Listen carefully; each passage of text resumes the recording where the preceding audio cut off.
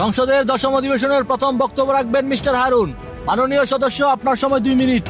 ধন্যবাদ মাননীয় স্পিকার। মাননীয় স্পিকার, আমাদের এই বাংলাদেশ যা শুধু একটি দেশ নয়, এটি 30 লক্ষ শহীদের আত্মত্যাগে গড়ে ওঠে একটি স্বাধীন জাতি। স্বাধীন বাংলার সবুজ শ্যামল মাঠ, পাহাড়ের বুকে মেঘের নরম হাত, নদীর কলকল সুরে জাগে প্রাণ, পাখির কণ্ঠে বুড়ের মধুর গান। শহীদের রক্তে রাঙা এই পবিত্র জমি বাংলাদেশ আমার অহংকার, এই দেশই আমার মাতৃভূমি। কিন্তু অত্যন্ত দুঃখের সাথে বলতে হয়, আজ স্বাধীন বাংলার বহু মানুষ তাদের ন্যায্য অধিকার থেকে বঞ্চিত।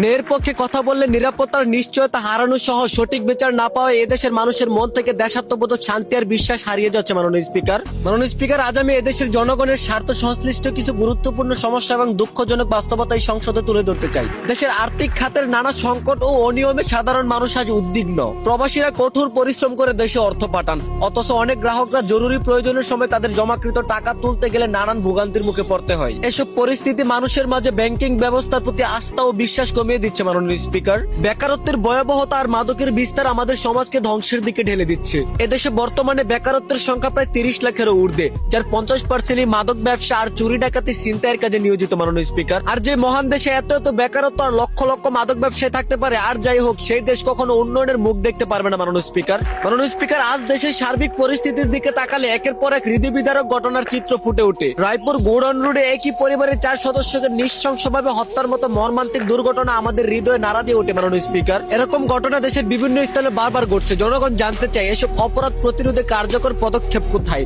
আর অপরাধীদের বিরুদ্ধে দৃশ্যমান জবাব দিয়ে আর ন্যায় বিচার কবে নিশ্চিত হবে। মাননীয় স্পিকার, জীবিকা সন্ধানে গ্রামের অসংখ্য মানুষ শহরে এসে ছোট ছোট দোকান আর ব্যবসা করে পরিবার চালান, কিন্তু অনেকেই অভিযোগ করছে সামান্য আয়ের মধ্যে চাঁদাবাজির চাপ তাদেরকে নিঃস্ব করে দিচ্ছে। প্রশ্ন হলো, এসব অন্যায়ের বিরুদ্ধে কার্যকর পদক্ষেপ কোথায়। মাননীয় স্পিকার, আজ আমাদের তরুণ সমাজের একটি অংশ পড়াশোনা ও দক্ষতা অর্জনের পরিবর্তে অনলাইনে তাদের 99% ফোকাস দিচ্ছে। শুধু ছেলে নয়, মেয়েরাও তাদের ফিটনেস আর সৌন্দর্য দেখিয়ে অশ্লীল ভিডিও করে অনলাইনের জনপ্রিয়তাকে তাদের জীবনের লক্ষ্য হিসেবে বেছে নিয়েছে, যা ভবিষ্যৎ প্রজন্মের জন্য উদ্বেগজনক বিষয়। মাননীয় স্পিকার, তাই তরুণদের শিক্ষা, মূল্যবোধ ও সৃজনশীল কাজে উৎসাহিত করার পাশাপাশি অনলাইনে ক্ষতিকর ও অশালীন ভিডিওর বিরুদ্ধে কার্যকর পদক্ষেপ নিয়ে তাদের সঠিক পথে ফিরিয়ে আনুন। আমার উপরোক্ত আলোচনাকে ব্যাখ্যা করে সঠিক ও ন্যায় পদক্ষেপ নিয়ে দেশের উন্নয়নের কাজে লক্ষ্য দিয়ে দেশে শান্তি ফিরিয়ে আনুন। ধন্যবাদ মাননীয় স্পিকার। সংসদের 10ম অধিবেশনের দ্বিতীয়বারের মতো বক্তব্য রাখবেন মিস্টার দুলাল। মাননীয় সদস্য, আপনার সময় 2 মিনিট।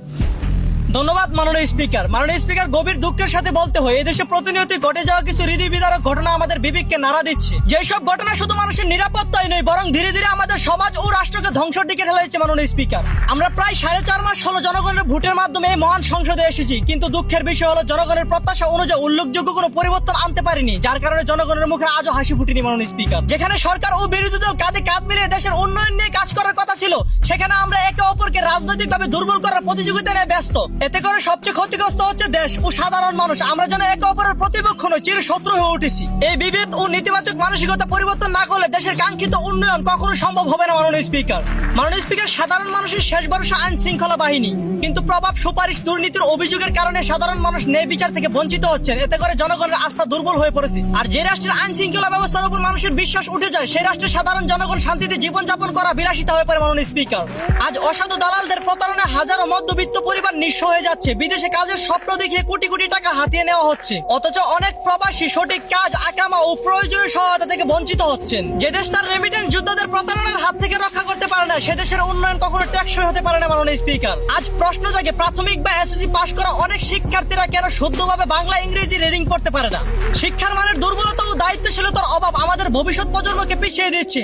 শিক্ষার মান উন্নয়ন ছাড়া দক্ষ ও যোগ্য জাতি গঠন করা সম্ভব না। এই শিক্ষার অভাবে আমাদের দেশ আজ এই অধপতনের দিকে। মাননীয় স্পিকার, দেশের অর্থনীতির প্রধান ভিত্তি হলো ব্যাংকিং খাত। মানুষের কষ্টার্জিত অর্থের নিরাপদ আশ্রয় হওয়ার কথা ছিল এই খাতের, কিন্তু বিভিন্ন অনিয়ম, দুর্নীতি, অর্থ আত্মসাৎ ও পাচারের ঘটনায় মানুষের আস্থা ক্ষতিগ্রস্ত হচ্ছে। জনগণের সেবায় দায়িত্ব থাকায় কেউ যদি নিজের স্বার্থকে দেশের স্বার্থের ঊর্ধ্বে রাখেন, তাহলে এই দেশ কখনো উন্নত হবে না। মাননীয় স্পিকার, এদেশে জাতীয় পরিচয়পত্র করতে ভোগান্তি, পাসপোর্ট করতে ভোগান্তি, এমনকি জন্ম নিবন্ধন করতে গেলেও ভোগান্তি। সাধারণ মানুষ মৌলিক সরকারি সেবা পেতে যদি এত দুর্ভোগে পড়েন, তাহলে রাষ্ট্রের প্রতি তাদের কিভাবে আস্থা দৃঢ় হবে? এটা আমার প্রশ্ন। এই প্রশ্ন যেন প্রশ্নই না থাকে, আশা করি উত্তর পাবো। মাননীয় স্পিকার, পরিশেষে একটা কথাই বলতে চাই, দলমত নির্বিশেষে আমাদের একমাত্র লক্ষ্য হওয়া উচিত একটি দুর্নীতিমুক্ত, ন্যায়ভিত্তিক, সুশাসিত ও উন্নত বাংলাদেশ গড়ে তোলা। জনগণ আমাদের বিরুদ্ধে সমাধান দেখতে চাই। আসলে আমরা সবাই মিলে সেই দায়িত্ব পালন করে দেশে শান্তি ফিরে আনি। ধন্যবাদ মাননীয় স্পিকার।